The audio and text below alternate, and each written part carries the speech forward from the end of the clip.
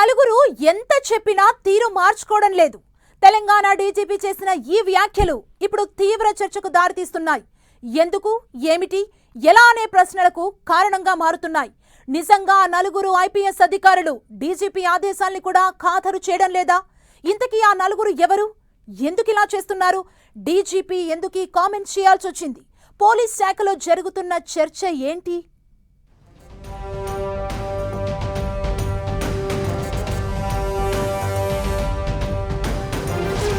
ఎంత చెప్పినా ఆ నలుగురి తీరు మారట్లే.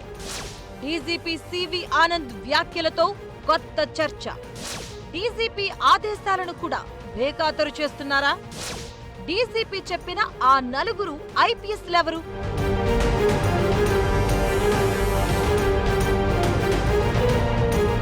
తెలంగాణ డీజీపీగా బాధ్యతలు చేపట్టిన తర్వాత పోలీసింగ్పై ప్రత్యేక దృష్టి సారించారు సివి ఆనంద్. ఐపీఎస్లు ఎవరు తనను విష్ చేసేందుకు హెడ్ క్వార్టర్స్ కు రావద్దని, ఎక్కడి వారు అక్కడే ఉండాలంటూ డీజీపీగా బాధ్యతలు తీసుకున్న మొదటి రోజే అందరికీ షాక్ ఇచ్చారు. విధి నిర్వహణలో నిర్లక్ష్యం వహిస్తే చర్యలు తప్పవని హెచ్చరికలు కూడా జారీ చేశారు. టెక్నాలజీ వచ్చిన తర్వాత హ్యూమన్ ఇంటెలిజెన్స్ తగ్గిపోయిందని ఆందోళన వ్యక్తం చేశారు.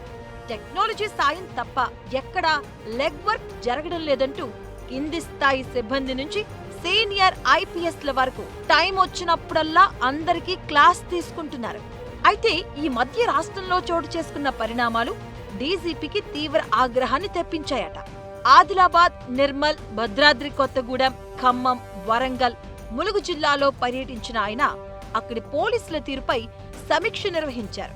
ప్రతి పర్యటనలో అధికారుల తీరుపై ఆయన అసంతృప్తి వ్యక్తం చేస్తూనే ఉన్నారు. అయితే ఇప్పుడు ఆయన చేసిన వ్యాఖ్యలు మరింతలా హాట్ టాపిక్ గా మారాయి.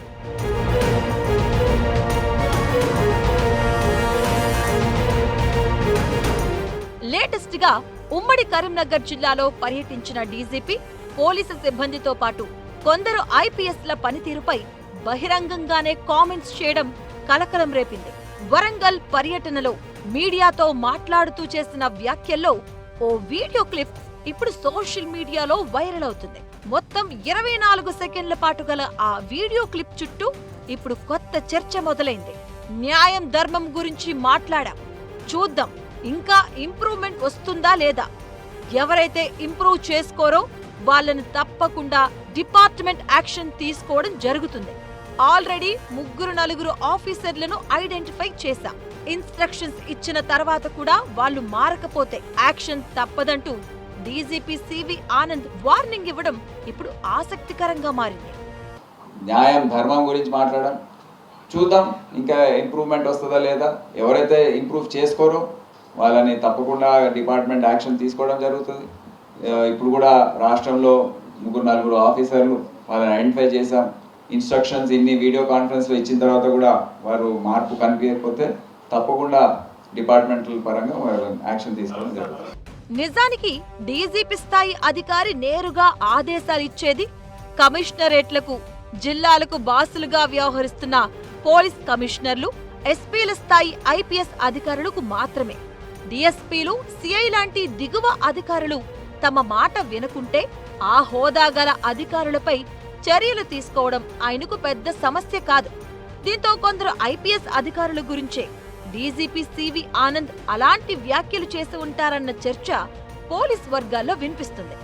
అయితే డీజీపీ ఇచ్చిన ఆదేశాలను అమలు చేయకుండా నిర్లక్ష్యంగా వ్యవహరిస్తున్న ఆ 3-4 ఐపీఎస్ అధికారులు ఎవరు అన్నది ఇప్పుడు ప్రశ్నార్థకంగా మారింది.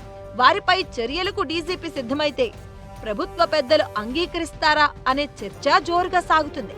ఎందుకంటే డీజీ స్థాయి అధికారి ఇచ్చిన ఆదేశాన్ని ఆ 3-4 అధికారులు పాటించడం లేదంటే పాలక పార్టీ ముఖ్యుల అండవారికి ఉండటంతోనే అలా వ్యవహరిస్తూ ఉండొచ్చన్న చర్చ కూడా పోలీస్ శాఖలో జరుగుతుంది.